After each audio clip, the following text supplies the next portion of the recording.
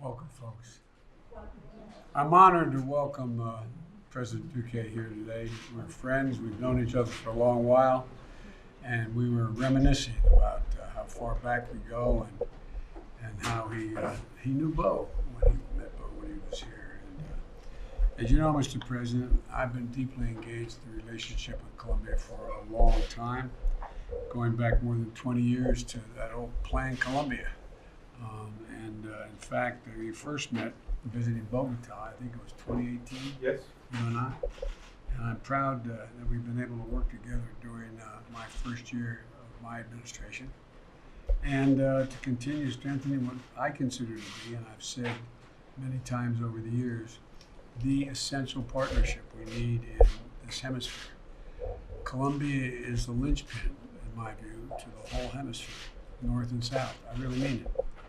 And it's an essential partnership. And I want to thank you for immediately condemning Russia's unjustifiable invasion and the atrocities they're committing in Ukraine, and calling for the withdrawal of Russian troops. Not everyone in the hemisphere or anywhere else has done that, and I want to thank you for that. It's not just a threat to Europe and Ukraine, but it's a threat to international peace and stability. And so Colombia's voice is making it clear that you share that view and that there's a lot more at stake than just the immediate undertaking.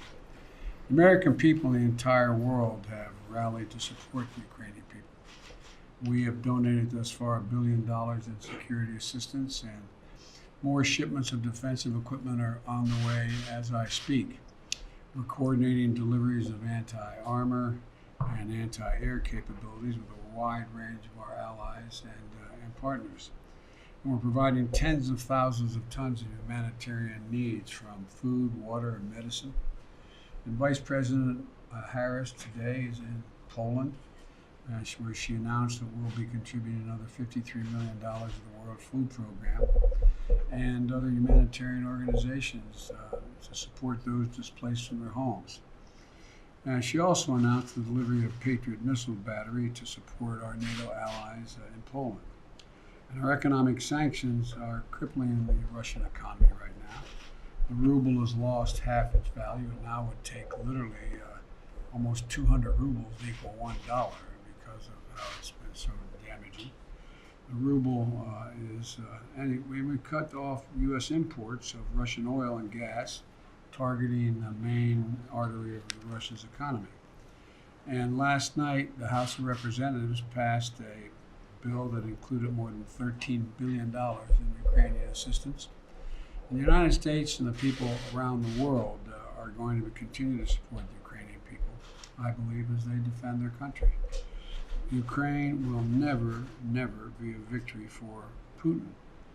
Now, I've said for a long time, Colombia is the keystone to our shared efforts to build a hemisphere that's prosperous, secure, and democratic. And we talked about the struggle of democracies in the 21st century. And I want to thank you, Mr. President, for your leadership on issues that matter to everyone in this region. Combating the pandemic, advancing health security, taking on the climate crisis with urgency and genuine ambition, and for welcoming refugees from Venezuela and working toward an orderly, secure, and humane way to tackle the unprecedented levels of migration. Colombia has done an incredible job, and I know the political consequences for taking that kind of stand, which is the right stand, but not always most popular.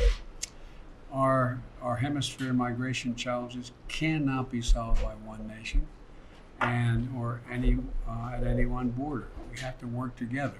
So today, I'm calling for a new framework of how nations throughout the region can collectively manage migration in the Western Hemisphere.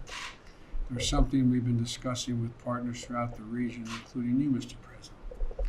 And our goal is going to be to sign a regional declaration on migration and protection in June in Los Angeles, when the United States hosts the Summit of the Americas, which we talked a little bit about. And this can't be a piecemeal approach, in my view. It needs to include far more support for countries like Colombia that are hosting the lion's share of the refugees and migrants. It's an obligation of all of us, not just Colombia. And it needs to include far more support, as I said. And it needs to dramatically expand access to resettlement and other legal pathways to migration.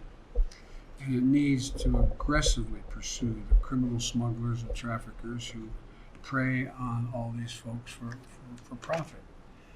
That's the best way, in my view, for us to live up to our collective values and welcome immigrants and refugees, keep migrants safe, and secure all our countries.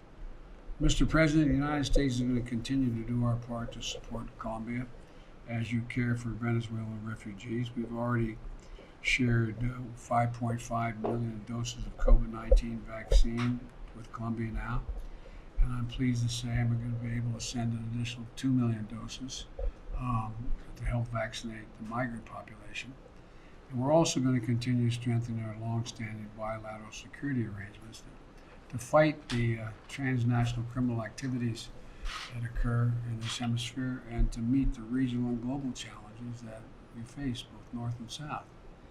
Today, I'm proud to announce that I intend to designate Colombia a major non-NATO ally, because it's exactly what you are, a major non-NATO ally. And this is a recognition of the unique and close relationship between our countries. And we're approaching, as you pointed out to me, and we talked about the 100th anniversary of that relationship. We stood with Colombia as you fought for your country and negotiated historic peace. And we're going to continue to stand together and build peace, reconciliation, and, God willing, a prosperous future for all Colombians. And finally, as we're celebrating 200 years of diplomatic relations, I said 100, you can tell I'm getting old. It was 200 years of diplomatic relations between our countries, and we have long shared history. And we're looking forward to a future that our nations will build together. To that end, Mr. President, I'm pleased that our nations are agreed on a new bicentennial partnership that's going to form the base of a comprehensive cooperation going forward between our countries. The U.S.-Colombia relationship is the foundation, in my view, of regional security and prosperity.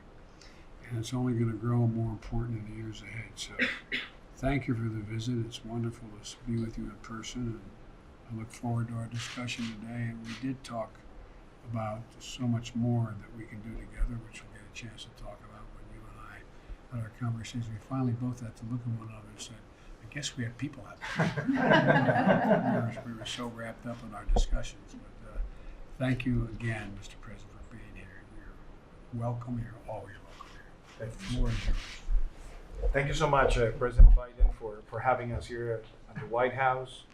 It's a great honor for us to visit you, but it's also a great honor for us to celebrate 200 years of the bilateral relationship that we have built, based on values and based on principles.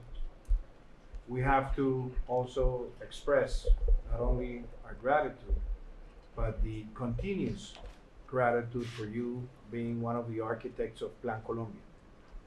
That was a milestone in the bilateral relationship and that allowed Colombia to face and defeat many challenges that we had over the last 2 decades. So I also want to commend you for that. We also believe that the partnership that we have built has been bipartisan, bicameral, and has demonstrated that over time, this relationship only gets to a higher level. And we appreciate a lot that you have made the decision to designate Colombia a primary non-NATO ally, because that is the recognition of the values and the principles that we have shared. We also want to thank your support for being the major donor of vaccines to Colombia. You have been able to contribute to save the lives of millions of citizens. And this additional 2 million donation of vaccines to Colombia will also be used to attend the needs of many migrants that are in our country. We also want to reiterate that the next Summit of the Americas is going to be a great opportunity to embrace the cause of the Build Back Better World, an initiative that is aimed to increase investment, job opportunities, and to allow through trade and investment to generate jobs that would also be a deterrent of further migratory pressures in the hemisphere. We want Colombia to be one of the reference models of B3W. We have projects that are advancing in clean energy, climate adaptation, infrastructure, so we consider that we want to be a reference for other countries in Latin America.